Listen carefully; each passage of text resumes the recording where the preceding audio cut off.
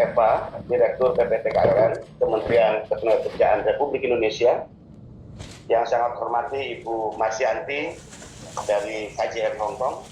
Yang sangat saya hormati rekan-rekan perwakilan NGO yang juga menjadi partisipan dalam diskusi pada pagi hari ini, dan beberapa pekerja migran Indonesia Hongkong yang juga menjadi partisipan, pahlawan devisa yang selama ini membanggakan kami dan juga tentu menjadi kebanggaan Indonesia.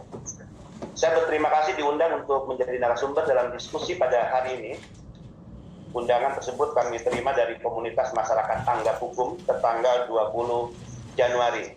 Insya Allah kita semua berada dalam keadaan sehat walafiat, tentu di tengah situasi pandemi COVID yang hingga hari ini belum berakhir.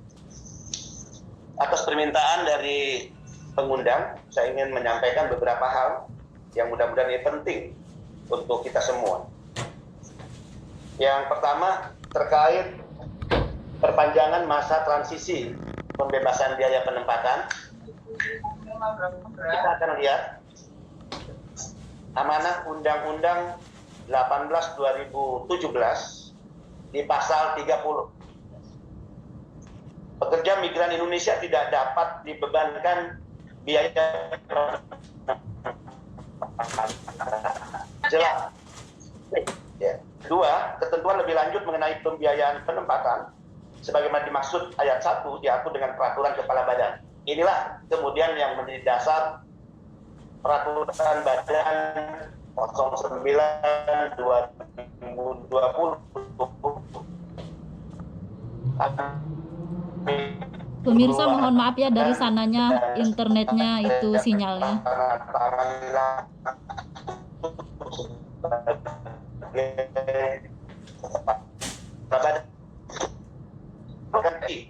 Dan juga keluarganya, sekaligus ini sikap istiqomah kami, ketaatan kami, kepatuhan kami, dan ketertundukan kami BP2MI dalam menjalankan perintah Undang-Undang Nomor 18/2017.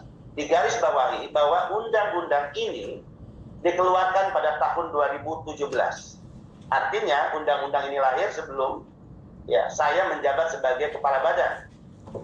Artinya seharusnya pembebasan biaya penempatan sudah bisa dikeluarkan sejak tahun 2017, sejak kepala badan sebelumnya. Ya, betul itu. Kami mengeluarkan peraturan BP2MI, yaitu peraturan BP2MI nomor 9 tahun 2020 tentang pembebasan biaya penempatan pekerja migran Indonesia, dan kedua, turunannya adalah petunjuk pelaksanaan keputusan Kepala BP2MI nomor 323/2020 tentang petunjuk pelaksanaan pembebasan biaya penempatan pekerja migran Indonesia. Di sini tentu banyak pertanyaan dari berbagai pihak. Siapa saja yang dibebaskan dengan peraturan tersebut? Ada 10 jabatan yang dibebaskan. Yang pertama, yaitu pengurus rumah tangga. Yang kedua, pengasuh bayi. Yang ketiga, pengasuh lansia. Keempat, juru masak. Kelima, supir keluarga. 6, perawat taman. Ingat ya, teman-teman. Kemudian 7, pengasuh anak. 8, petugas kebersihan. 9, pekerja ladang perkebunan. 10, awak kapal perikanan migran. Ini yang bebas mereka biaya. ABK yang bekerja di laut lepas, tentu dengan segala keterbatasan menjalankan mandat dan perintah undang-undang. Inilah di era kepemimpinan saya yang baru kita bebaskan biaya penempatannya sebagai bukti kehadiran negara dalam memberikan pembelaan perlindungan kepada para pekerja migran Indonesia. Kalau muncul pertanyaan, apa saja komponen-komponen biaya yang dibebaskan? Kita akan melihat ada 14 komponen biaya yang secara umum selama ini. Pertama yaitu tiket keberangkatan, 2 tentang tiket kepulangan, 3 tentang visa kerja, 4 tentang legalisasi perjanjian kerja, 5 tentang pergantian paspor, 6 tentang pelatihan kerja, 7 tentang sertifikat kompetensi kerja, 8 tentang jasa perusahaan, 9 surat keterangan catatan kepolisian, 10 jam sos PMI, 11 pemeriksaan kesehatan dan psikologi di dalam negeri, 12 pemeriksaan kesehatan tambahan jika negara tertentu mempersyaratkan, 13 transportasi lokal dari daerah asal ke tempat keberangkatan di Indonesia, dan ke-14 yaitu akomodasi. Nah, dua komponen biaya yang selama ini dibebankan kepada PNP inilah yang kemudian di take over, diambil alih oleh negara. Sekali lagi, di take over, diambil kepada para PNP. Siapa yang mengambil alih pembebanan yang selama ini dibebankan kepada PMI? Siapa yang dimaksud negara? Yaitu pemerintah daerah.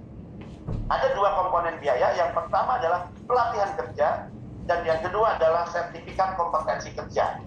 Kalau kita hitung secara nominal, dua komponen biaya ini kurang lebih 6,5 juta per PMI, per pekerja migran Indonesia atau per calon pekerja migran Indonesia. Berikutnya, kenapa dibebankan kepada pemerintah daerah? Kalau kita melihat Undang-Undang 18/2017 di pasal 40, di pasal 41, maka jelas, strict, terang benderang, perintah undang-undang, mandatori undang-undang memerintahkan terkait penyelenggaraan pendidikan dan pelatihan itu dilaksanakan oleh pemerintah provinsi di pasal 40 dan di pasal 41 dijalankan atau dilaksanakan, diselenggarakan pendidikan dan pelatihan untuk para calon PMI oleh pemerintah kabupaten kota. Makanya ketika terjadi diskusi, ya, perdebatan di kalangan, ya, saya cukup menjawab sederhana saja. Tanpa Benny Ramdhani, tanpa kepala badan yang saya pimpin sejak April 2020, sebetulnya tanggung jawab Pemda untuk menyelenggarakan pendidikan dan pelatihan itu sudah dimandatkan oleh undang-undang, di mana undang-undang itu diterbitkan sejak tahun 2017.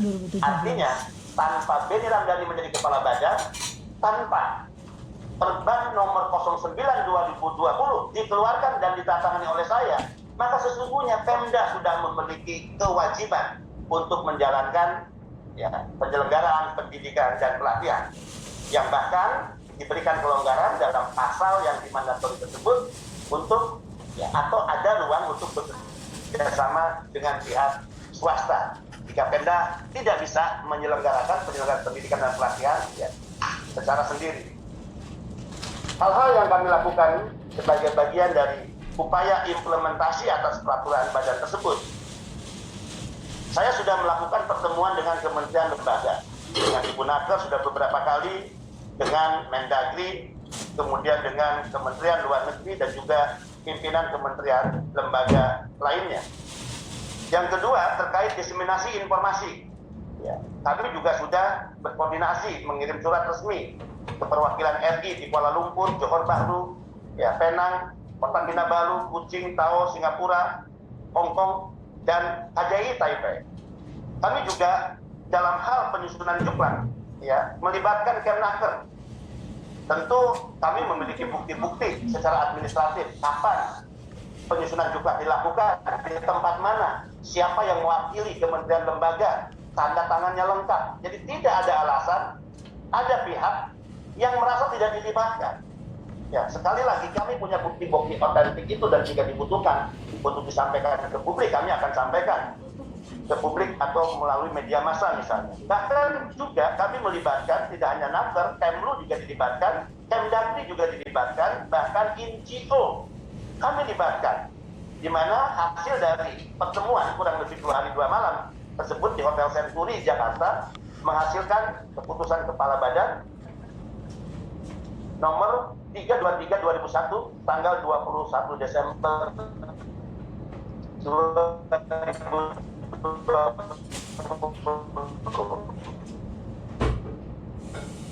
Misalnya melibatkan MO Taiwan, TETO, KDI Taipei, Kemnaker, BP2MI, ya, kami melakukan pertemuan bilateral.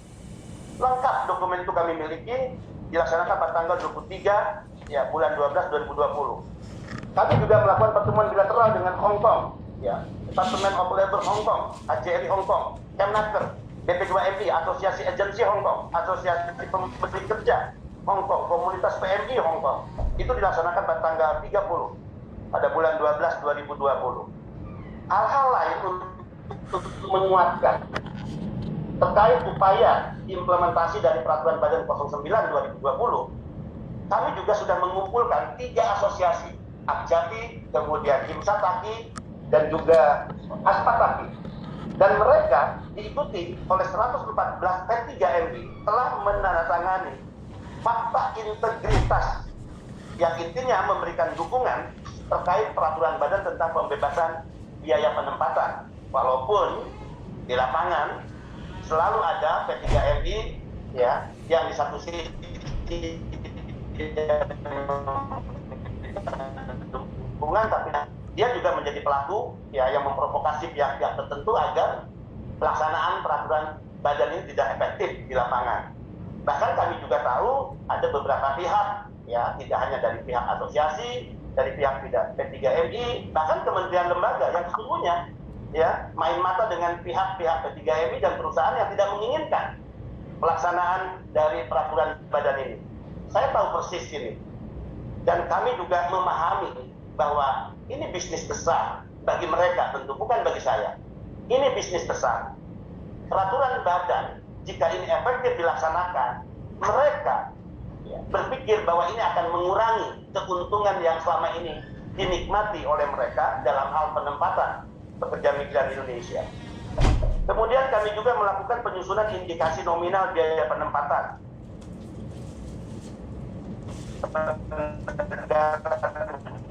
pemberi kerja.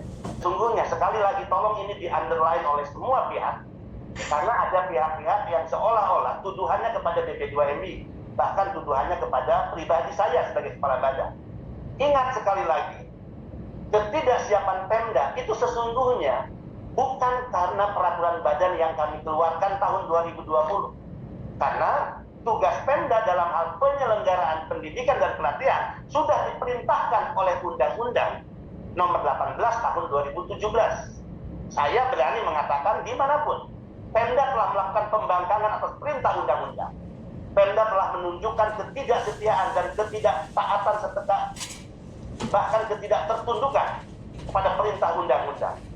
Pasal 40, pasal 41 jelas, penyelenggaraan pendidikan dan pelatihan kerja oleh lembaga pendidikan dan lembaga pelatihan kerja milik pemerintah dan atau swasta yang terakreditasi. Bayangkan, undang-undang masih memberi kelonggaran sesungguhnya.